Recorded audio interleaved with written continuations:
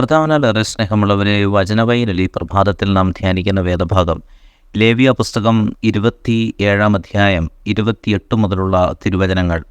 കർത്താവിന് നിരുപാധികം സമർപ്പിച്ച യാതൊന്നും മനുഷ്യനോ മൃഗമോ ആകട്ടെ, അവകാശമായി കിട്ടിയ നിലമോ ആകട്ടെ, വിൽക്കുകയോ വീണ്ടെടുക്കുകയോ ചെയ്യരുത്. സമർപ്പിത വസ്തുക്കൾ കർത്താവിന് ഏറ്റവും വിശുദ്ധമാണ്. മനുഷ്യരിൽ നിന്ന് നിർമൂലനം ചെയ്യുവാൻ ഒഴിഞ്ഞിട്ട ഒരുവനെയും വീണ്ടെടുക്കരുത്, അവനെ കൊന്നുകളയണം. പ്രിയപ്പെട്ടവരെ, കർത്താവിന് സമർപ്പിക്കപ്പെട്ട വസ്തുക്കളെ പറ്റിയുള്ള ചില പ്രത്യേകമായ നിർദ്ദേശങ്ങളാണ് വചനം നൽകുന്നത്. കർത്താവിന് സമർപ്പിക്കപ്പെട്ടതെല്ലാം വിശുദ്ധമാണ്.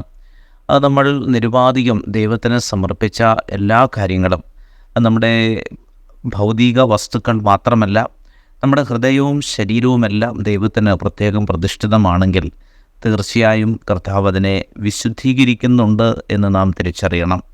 അത് ഒന്നും വിൽക്കുകയോ വീണ്ടെടുക്കുകയോ ചെയ്യാൻ പാടില്ല. കർത്താവിന് നൽകപ്പെട്ടത് വിൽക്കാൻ പാടില്ല. എന്ന് പറഞ്ഞാൽ ദൈവത്തിന് സമർപ്പിക്കപ്പെട്ട ഒരു ജീവിതം അതിനെ മറ്റൊരു കാര്യത്തിലേക്ക് നീ കൊണ്ടെത്തിക്കാൻ പാടില്ല. ഉദാഹരണത്തിന്, പുരോഹിതൻ കർത്താവിന് സമർപ്പിക്കപ്പെട്ടവനാണ്. അവൻ മറ്റൊന്നിനു വേണ്ടിയും അവൻ്റെ ജീവിതത്തെ വിൽക്കുവാൻ പാടില്ല. കാരണം കർത്താവ് വലിയ വില കൊടുത്ത് രക്തം നൽകി വീണ്ടെടുത്തുകയും വാങ്ങുകയും ചെയ്തവരാണ് നാം ഓരോരുത്തരും.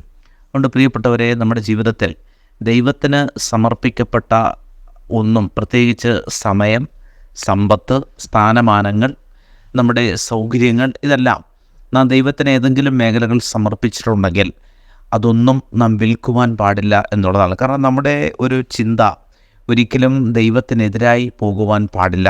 കർത്താവിൻ്റെ ഹൃദയത്തിൽ നിന്ന് നമ്മെ അകറ്റുന്ന യാതൊരു ചിന്തയും ഉണ്ടാകാൻ പാടില്ല. മറ്റൊന്നും നമ്മുടെ ജീവിതത്തെ വിലക്കെടുക്കുവാൻ പാടില്ല. എന്ന് പറഞ്ഞാൽ നാം കൈ പൂട്ടിക്കെട്ടിയവരായി ആരുടെയും മുമ്പിലോ ഒന്നിൻ്റെയും മുമ്പിലോ മാറുവാൻ പാടില്ല എന്നാണ് വചനം ഓർപ്പിക്കുന്നത്. എല്ലാം നല്ലതാണ്, എല്ലാം നമ്മുടെ സൗഹൃദ വലയത്തിലുള്ളതുമാണ്. എന്നാൽ ഒന്നും നമ്മെ നിയന്ത്രിക്കുവാൻ പാടില്ല എന്ന് നാം തിരിച്ചറിയണം.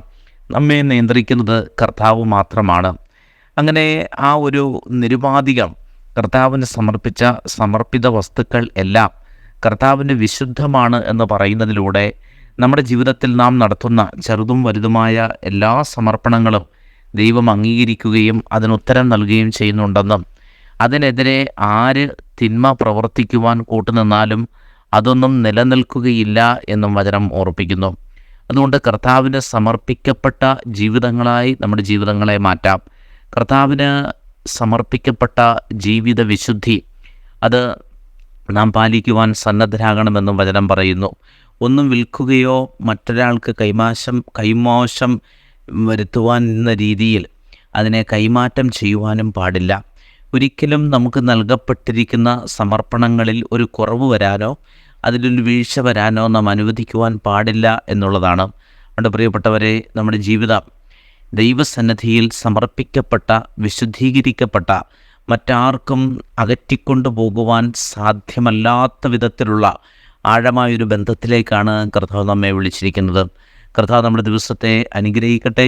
സ്നേഹപൂർവ്വം ആദർശിച്ച്.